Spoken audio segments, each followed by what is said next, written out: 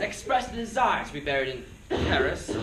In Paris, I feel that hardly points to any very serious state of mind at the last. You mentioned christenings. You know how to christen rites, Doctor. That is, I regret to say, one of the rector's most constant duties in the parish. I've often spoken to the poorer classes on the subject, but they don't seem to know what thrift is. But is any particular infant in whom you are interested in, Mr. Worthing? No, the fact is... No, dear Doctor. No. The fact is I'd like to be christened myself this afternoon if you've got nothing better to do. But surely you have been christened already. Well, I don't remember anything about it. Do you have any very serious doubts on the subject? I certainly intend to have. But I wasn't sure if the thing would bother you or not, Doctor, or if you think I'm a little too old now. Not at all. The sprinkling and indeed the immersion of adults is a perfectly canonical practice. Immersion? You need have no apprehensions. The sprinkling is all that is necessary, or I think advisable. Our weather is so very changeable. At what hour would you like the ceremony performed? Oh, I might trot around about 5, if that's what suits you. Perfectly.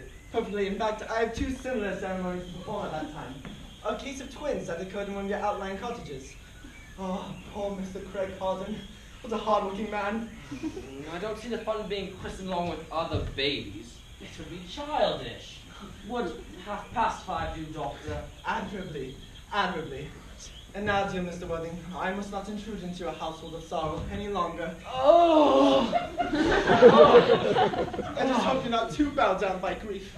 What seems to us as bitter trials are often blessings in disguise. This seems to me a blessing of extremely obvious kind. Oh, but Jack, I'm so pleased to see you back. Oh. But what word of clothes you got on? What's the matter, Uncle Jack? Do you look happy? You look as if you've had a toothache. Oh, I've got such a surprise for you. Who do you think is in the dining room? Your brother. My brother? Your brother, Ernest. Why, he arrived half an hour ago. What's nonsense? I haven't got a brother. Oh, don't say that. However badly he may have behaved to you in the past, he still is your brother. I'll tell him to come out, and you will shake hands with him, won't you, Uncle Jack? These are very joyful tidings. After we've all been resigned to his loss, I feel his sudden arrival peculiarly distressing. My brother is in the dining room, but I don't know what it all means. Oh, I think this is perfectly absurd.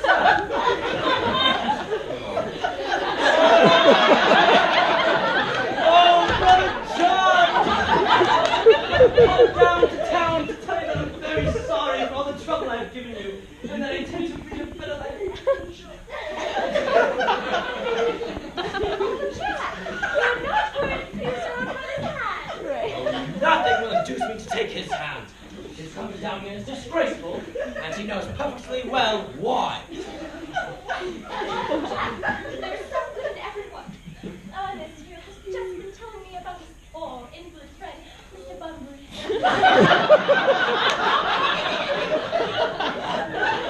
Surely there is I think the pleasures of London disintegrate at a pace. He's been talking to you about Bunbury, has he? Oh, yes, he's told me all about poor Mr. Bunbury. It's terrible. Well, I will not have him talk to you about Bunbury, or about anything else. It is enough to drive one perfectly frantic. Oh, I must admit the faults are all on my side. Oh, but I must say that Brother John's coldness to me is peculiarly painful, especially having it been the first time that I have come here. Oh, but Jack, if you don't shake hands with Ernest, I will never forgive you. Never forgive me. Never, never,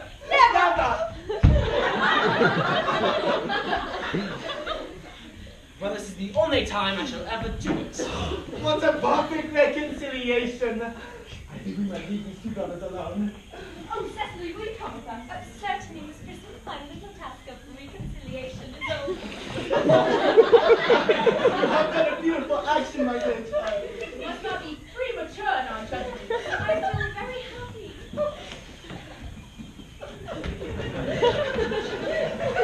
Algy, you young scoundrel! You've got to get out of this place as soon as possible.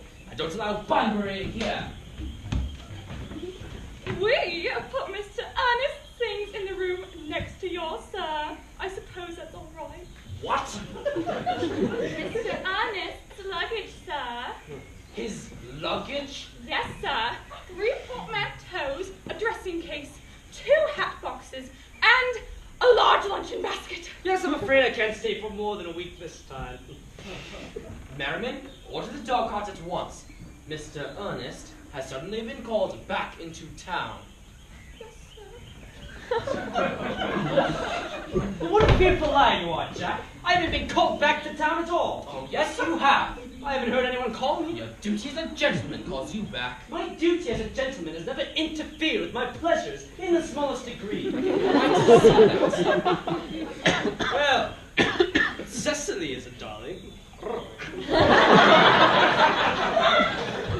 You are not to talk of Miss Cardew like that.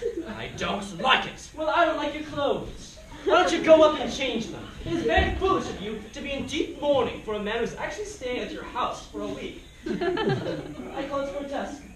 You are most certainly not staying with me for a whole week, as a guest or as anything else.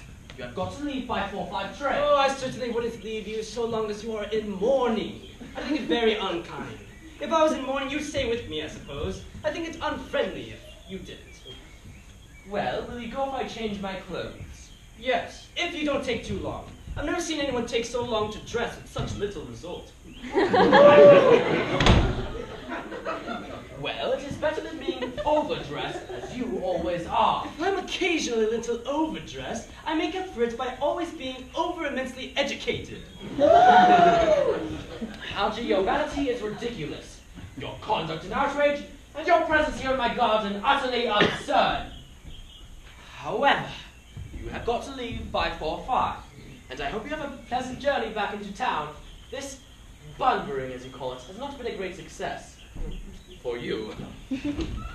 Well, I think it's been a great success.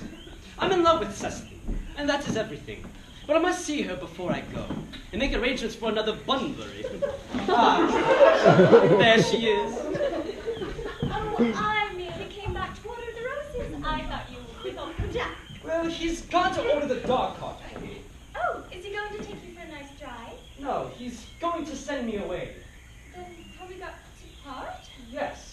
I'm afraid it's a very painful parting. It's always painful to part with people, and one has known for a very brief space of time. By the absence of old friends, one can endure with equanimity. But I'm afraid a momentary separation from anyone who once just been introduced is, well, almost unbearable. Well, thank you. The dog cart is at the door, sir. It can wait, Merriman, for 5 minutes. Yes, miss.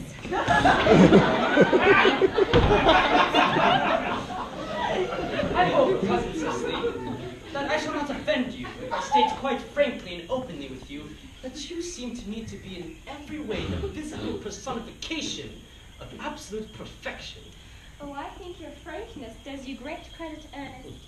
If you allow me, I will copy your marks into my diary. Do you really keep a diary? Well, I'd give anything to look at it. May I? No, you see, it's simply a very young girl's records of her own thoughts and impressions and, well, consequently meant for publication. When it appears in volume form, I hope you will order a copy. But pray, Ernest, don't stop. My delight in taking down from dictation. I've reached absolute perfection. You can go on, I'm quite ready for more. Don't cough, Ernest. When one is dictating, one should speak fluently and not cough. Besides, I don't know how to spell a cough. All right. Well, Cecily, ever since I dared to look upon your wonderful and incomparable beauty, I have dared to love you wildly, passionately, devotedly, hopelessly. Oh, I don't think that you should tell me that you love me hopelessly. Doesn't seem to make much sense now, does it? Well, Cecily. The dog cart is waiting. Well, tell her to come around next week at the same hour. Yes, sir. Uncle Jack would be very much annoyed if he knew he was staying on until next week and at the same hour. I don't care about Jack. I don't care about anyone in the world but you, Cecily. I love you. You will marry me, won't you? Oh, you silly boy, of course. Why, we've been engaged for the last 3 months. For the last 3 months. Yes, it will be 3 months on Thursday. But when did we become engaged? Well, ever since Uncle Jack first confessed to us that he had a younger brother who was very wicked and bad, you, of course, have formed the chief topic of conversation between myself and Miss Prism, and a man who is much talked about is always very attractive. One feels there must be something in him, and I fell in love with you, Ernest. But when was this engagement actually settled? Oh, on the 14th of November last, I accepted you under this dear old tree here. Then the next day I bought this little ring in your name. Oh, wow, did I give you this? It's very pretty, isn't it? Why don't you go to Mr. Ernest? It's the excuse I've always given you for leading such a bad life. Oh, and here's the box in which I keep all your dear letters. My letters? But my dear Cecily, I've never written you any letters. Oh, you need hardly remind me of that, Ernest.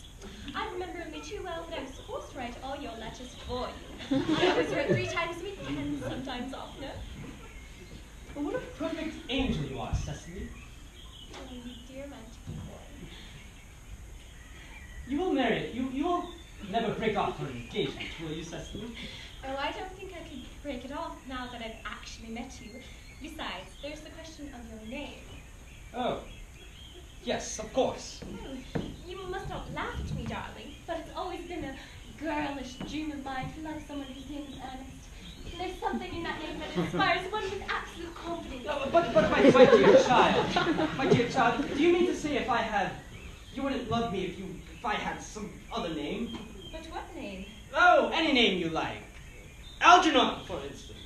But I don't like the name of Algernon. But my sweet,